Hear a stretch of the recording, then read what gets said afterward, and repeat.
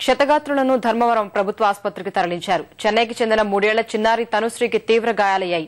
తల్లిదండ్రులు నిఖిత, నటేష్లు కూడా గాయపడ్డారు. చిన్నారి పరిస్థితి విషమంగా ఉండటం వల్ల మెరుగైన వైద్యం కోసం అనంతపురం ఆసుపత్రికి తరలించారు.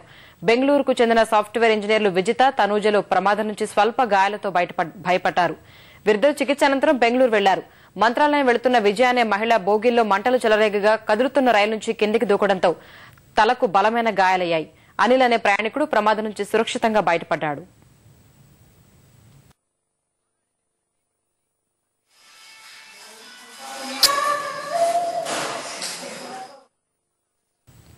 రైలు ప్రమాద ఘటనపై ప్రధానమంత్రి మన్మోహన్ సింగ్, ముఖ్యమంత్రి కిరణ్ కుమార్ రెడ్డి తీవ్ర దిగ్భ్రాంతి వ్యక్తం చేశారు. ఈ ఘోర దుర్ఘటనలో ప్రాణాలు కోల్పోయిన వారి కుటుంబాలకు ప్రగాఢ సానుభూతి తెలిపారు. గాయపడిన వారికి అత్యవసర వైద్య చికిత్సల కోసం సూపర్ స్పెషాలిటీ ఆసుపత్రులకు తరలించాలని జిల్లా యంత్రాంగాన్ని ఆదేశించారు. రైల్వే అధికారులతో సమన్వయం చేసుకుని క్షతగాత్రులను ఆదుకోవాలని కిరణ్ కుమార్ రెడ్డి సూచించారు. సీఎం సహా ఉన్నతాధికారులు ఘటనా స్థలానికి వెళ్లనున్నారు. ఇప్పటికే మంత్రి రఘువీర, ఎంపీ అనంత వెంకట్రామిరెడ్డి అక్కడి సహాయ చర్యలను పర్యవేక్షిస్తున్నారు.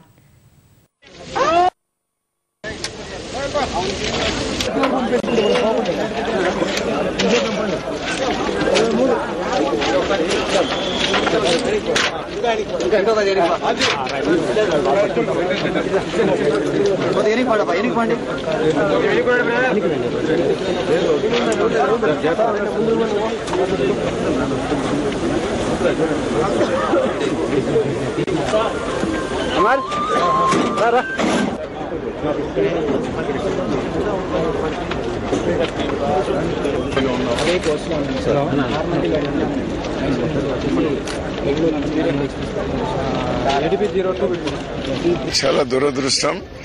బెంగళూరు నాందేడ్కి వెళ్తున్నటువంటి ట్రైన్ లో రాత్రి 3-3:30 గంటల సమయంలో 3 టైర్ బోగీలో అకస్మాత్తుగా ఫైర్ రావడం, చాలా మంది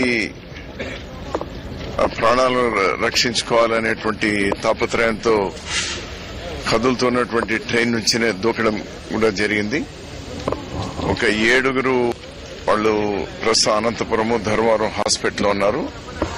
అందులో ఒక అమ్మాయి మాత్రం, తనుశ్రీ అనేటువంటి ఒక అమ్మాయి, 5 సంవత్సరాల అమ్మాయి, 50% కంటే ఎక్కువ బర్న్స్ ఉంది.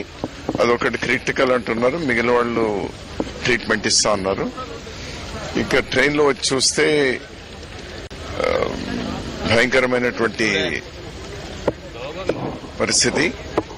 21 మంది పెద్దవాళ్లు, ఒక 2 చిన్నారులు బోగీలోనే చనిపోవడం జరిగింది. గుర్తుపడడానికి కూడా వీల్లేనటువంటి పరిస్థితి ఉంది. మాంసం ముద్దలు మాత్రమే కనిపిస్తున్నాయి. చాలా మంది బొగ్గు కూడా అయిపోయినటువంటి పరిస్థితి. ఇప్పుడు క్షతగాత్రులు ఎవరైతే ఉన్నారో వాళ్ళకి పూర్తి వైద్య సౌకర్యం మొత్తం అలర్ట్ చేయడం జరిగింది. ఉదయం 3-3:30 ప్రాంతంలో బెంగళూరు నాందేడ్ ఎక్స్ప్రెస్ లో మంటలు రేగి 23 మంది చనిపోయినారు. వారిలో పెద్దలు 22 మంది, 21 మంది, 2 పిల్లలు కూడా చనిపోయినారని కూడా ఇచ్చింది. గుర్తుపట్టలేని పరిస్థితుల్లో అంతా కూడా ఉన్నారు. కానీ ఇప్పుడు వారు ఉండే కొద్దిమంది దూకిన వారిని గురించి అడుగుతుంటే ఒక స్పార్క్ అనేది కూడా 3-3:30 ప్రాంతంలో వచ్చింది. ఆ తర్వాత ఇవి మంటలు కూడా వ్యాపించాయని చెప్పేసి కూడా తెలుస్తా ఉంది. నేను రఘువీరెడ్డి గారు, మంత్రి గారు, సూర్యప్రకాష్ రెడ్డి గారితో, రైల్వే మినిస్టర్తో మాట్లాడడం. ఆయన కూడా కర్నూలు నుంచి కూడా బయలుదేరారు.